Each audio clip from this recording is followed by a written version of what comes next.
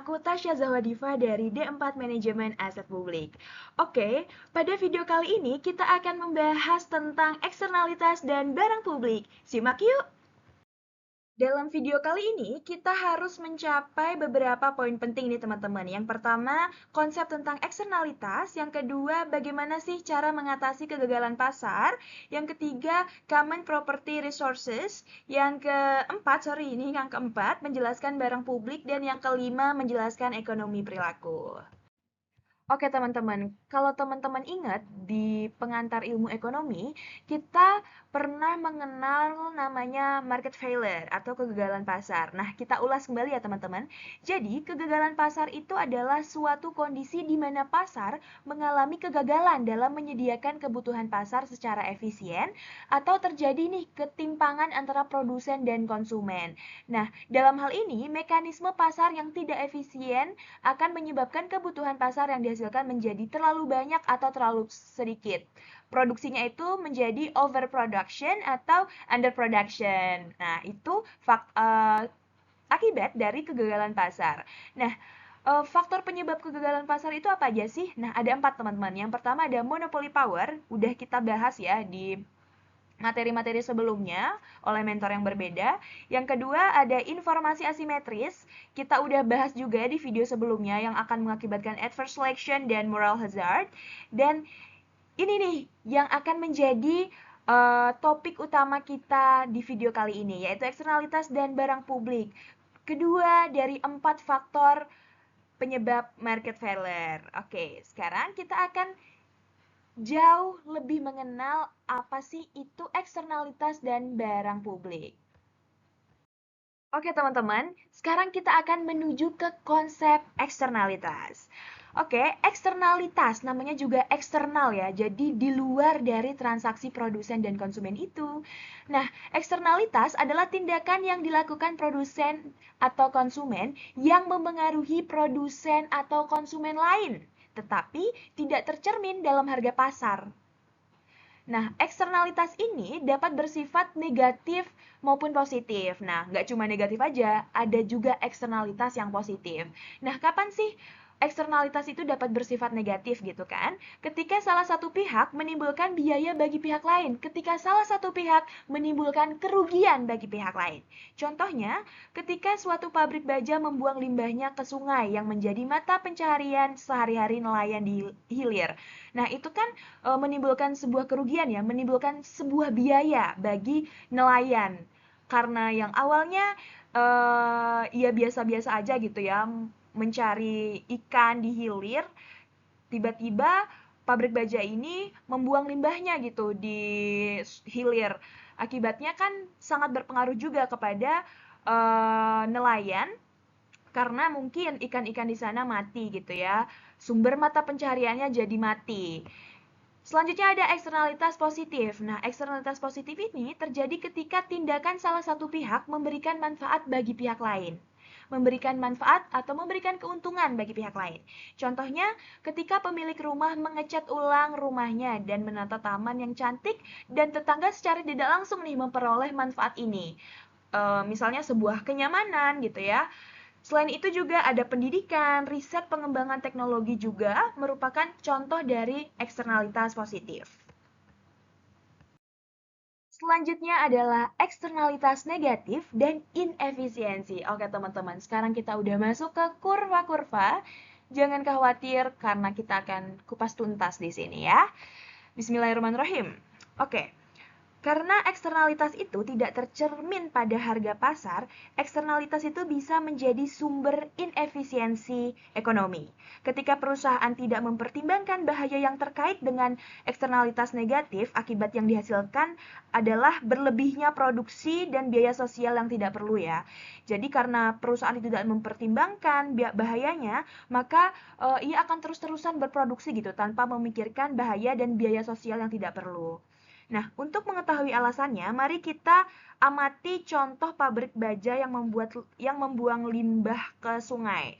Nah, di sini di gambar A ya, ada di gambar A dan di gambar B. Gambar A ini menunjukkan keputusan produksi pabrik baja dalam pasar persaingan. Jadi di sini hanya satu pabrik baja aja. Oke, yang di gambar B ini menunjukkan kurva permintaan dan penawaran pasar dengan mengasumsikan bahwa seluruh pabrik baja menghasilkan eksternalitas yang sama.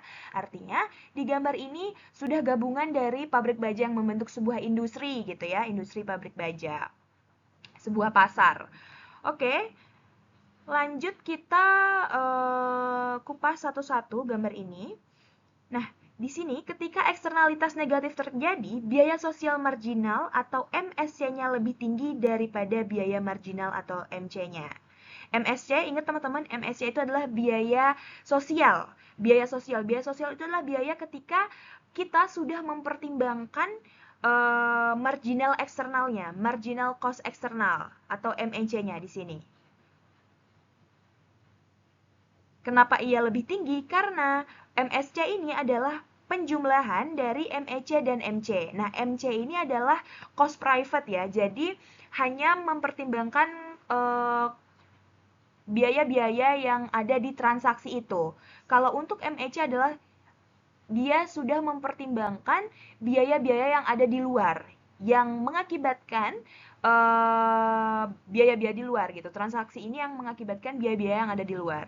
Nah, selisihnya merupakan biaya eksternal atau MEC. Karena apa? Karena tadi ya, MSC itu sama dengan MC dan MEC. MSC dikurang MC sama dengan MEC. Oke, tinggal bolak-balik aja tuh. Oke, kita akan bahas satu-satu gambar A dan juga gambar B. Nah, pada gambar A, perusahaan yang memaksimalkan laba berproduksi pada Q1, di mana harganya sama dengan MC, di mana price ini ya, price ini sama dengan MC atau price di sini perpotongannya dengan MC, kita akan turunkan dia menghasilkan outputnya Q1. Nah, sebenarnya output yang efisien itu adalah Ki Bintang, teman-teman. Di mana harganya itu sama dengan MSC, di mana perusahaan itu sudah mempertimbangkan social cost-nya. Oke? Ingat teman-teman, di gambar A ini kita hanya berbicara satu pabrik baja aja, satu perusahaan pabrik baja aja. Oke.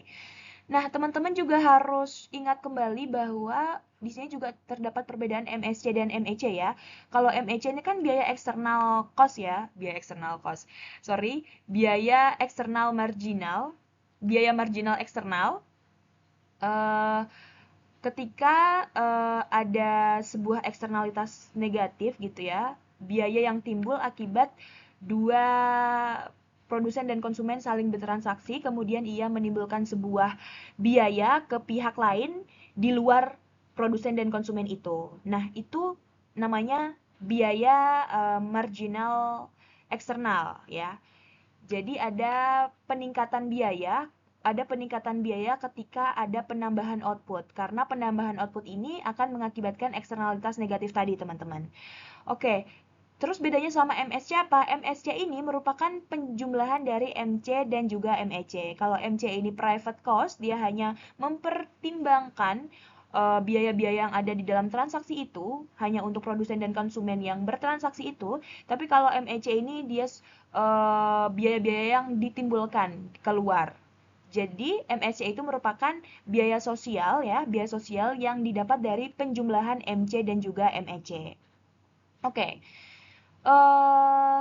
Pada kurva B, output kompetitif industrinya adalah Q1. Nah, teman-teman ingat bahwa di kurva B ini adalah kurva pasar ya, kurva industri dari pabrik baja itu. Nah, di sini pada kurva B output kompetitif industrinya adalah Q1.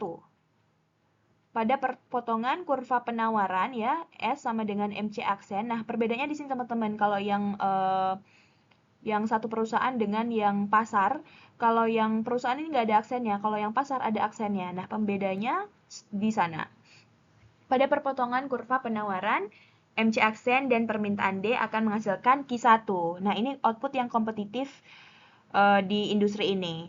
Akan tetapi sebenarnya output yang efisien itu lebih rendah loh daripada Q1 di Ki Bintang harusnya, yaitu pada perpotongan kurva permintaan dan biaya sosial marginal atau MSC aksen. Nah, harusnya di sini, teman-teman.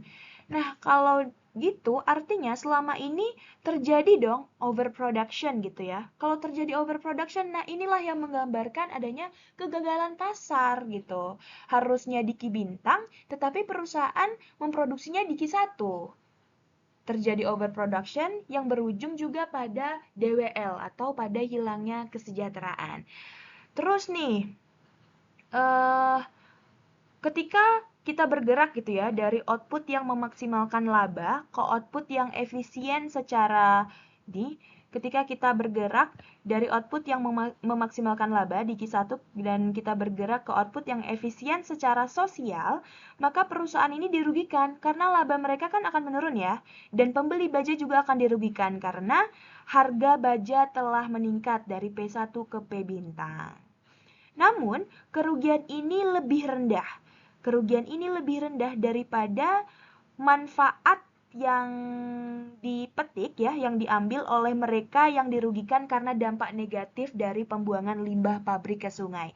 Nah, karena itu jadi Bintang ini sudah dianggap yang paling efisien karena sudah mempertimbangkan biaya-biaya sosialnya gitu dan sudah mempertimbangkan juga bahwa kerugian ini lebih rendah daripada manfaat yang diambil oleh mereka yang dirugikan karena dampak negatif dari pembuangan limbah itu.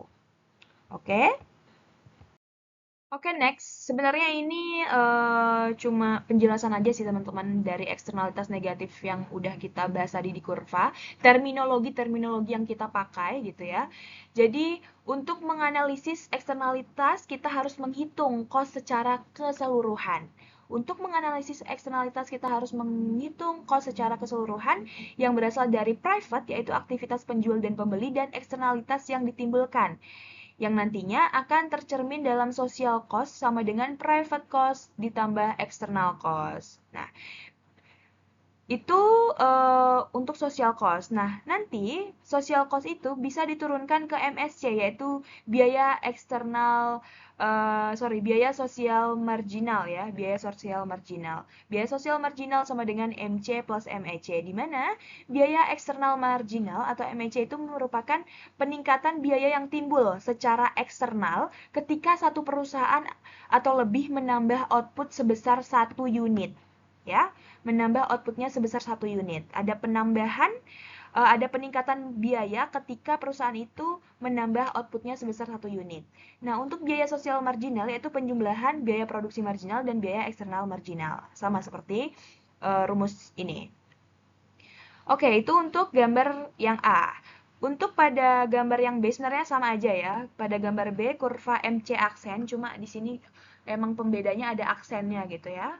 Kurva MC aksen merupakan kurva penawaran industri dan MEC aksen diperoleh dengan cara menjumlahkan biaya marginal dari setiap individu yang dirugikan pada tingkat output. Nah, ini teman-teman, kalau tadi kan cuma satu pabrik baja ya, cuma satu pabrik baja di gambar A.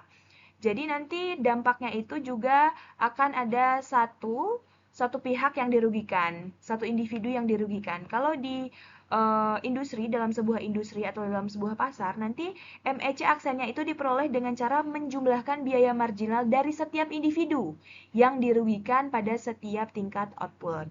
Oke, kurva MSC aksen mencerminkan jumlah biaya produksi marginal dan biaya eksternal marginal untuk seluruh perusahaan baja. Untuk seluruh perusahaan baja, namanya karena juga pasar ya, kita kan bicaranya tentang pasar di gambar B ini. Jadi MSC aksen sama dengan MC aksen plus MEC aksen. Oke, kita lanjut ke eksternalitas positif dan inefisiensi.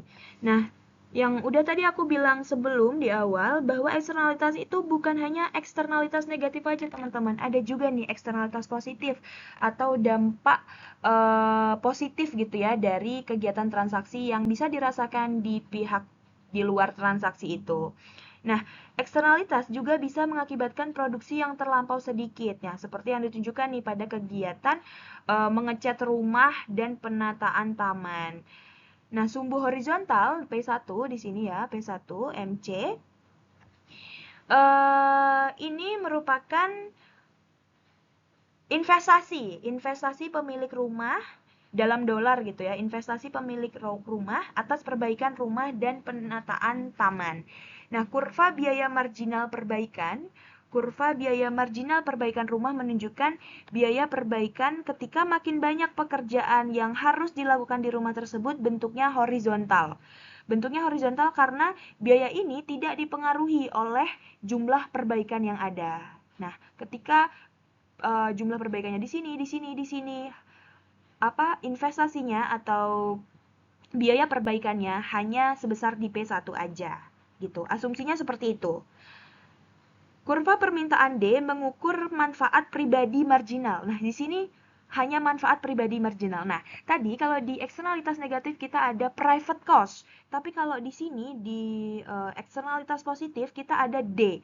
D itu sebagai kurva permintaan yang mengukur manfaat pribadi marginal dari perbaikan rumah bagi pemilik. Nah, pemilik rumah akan memilih berinvestasi sebesar Q1 dong. Nah, sebesar Q1 untuk perbaikan rumah pada perpotongan kurva permintaan dan biaya marginal.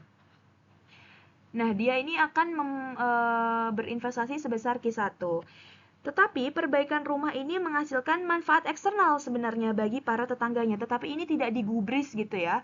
Tidak diperhatikan oleh pemilik rumah ini. Padahal sebenarnya ini membawa kebermanfaatan gitu bagi tetangga-tetangga yang di sekitarnya. Nah, seperti yang ditujukan oleh kurva manfaat eksternal marginal, di sini ada kurva manfaat kurva manfaat eksternal marginal (MEB). Kurva ini memiliki kemiringan negatif pada contoh tersebut karena manfaat marginal cukup besar untuk perbaikan yang kecil, tetapi menurun ketika kegiatan perbaikan dilakukan besar-besaran. Nah, itu ya teman-teman. Jadi, tadi kalau di MEC itu kan kemiringannya positif ya. Karena ketika kita banyak berproduksi di eksternalitas negatif ya, aku back lagi di eksternalitas negatif, ketika kita banyak produksi kan gini tuh MEC-nya ya. Ketika kita banyak berproduksi maka MEC yang timbul juga semakin banyak, semakin tinggi gitu. Tapi kalau di MEB ini malah kemiringannya itu negatif teman-teman. Karena tadi kurva ini memiliki kemiringan negatif karena manfaat marginal ini cukup besar untuk perbaikan yang kecil. Jadi perbaikan yang kecil aja dia udah menghasilkan MEB yang besar gitu. Tetapi dia akan menurun ketika kegiatan marginalnya itu kegiatan perbaikannya itu dilakukan secara besar-besaran. Nah, di sini kalau Q-nya ini sudah banyak gitu ya, perbaikan repair levelnya itu udah banyak, maka dia manfaat yang dirasakan juga akan semakin menurun. Oke. Jadi sebenarnya sih yang berlebihan itu tidak baik ya. Jadi walaupun dia positif, tapi yang berlebihan itu tidak baik gitu. Oke, selanjutnya kita masuk nih ke mekanisme-mekanisme kurva ini dan hubungannya. Nah, ketika eksternalitas positif timbul, manfaat sosial marginal MSB lebih besar dibandingkan manfaat marginal D. Kenapa tuh? Karena ketika kita berbicara tentang eksternalitas, kita akan memperhitungkan sosialnya. Kalau di eksternalitas negatif kita akan memperhitungkan biaya sosial, tapi kalau di eksternalitas positif kita akan memperhitungkan manfaat sosialnya. Maka daripada itu, MSB akan lebih besar dibandingkan dengan D. Karena MSB itu merupakan penjumlahan dari MEB dan D. Oke. Selisihnya merupakan manfaat eksternal atau marginal MEB. Ya, selisih dari MSB dan D ini merupakan hasil dari MEB. Di mana ya teman-teman, di sini kan selisihnya besar ya. Di sini lebarnya itu kan lebih besar ya daripada di sini, makanya penurunannya juga seperti ini. Kemiringan kurvanya juga seperti ini. Karena tadi hubungannya MSB sama dengan MEB plus D, di mana MSB ini memiliki kemiringan yang negatif. Ketika ada perbaikan yang besar-besaran, maka manfaat yang dirasakan juga semakin menurun. Oke, pemilik rumah ini yang berkepentingan pribadi berinvestasi sebesar Q1 untuk perbaikan rumah yang diperoleh dari perpotongan kurva manfaat marginal MC. Tapi sebenarnya ada tingkat perbaikan efisien, yaitu di Q bintang ya, di Q bintang di sini.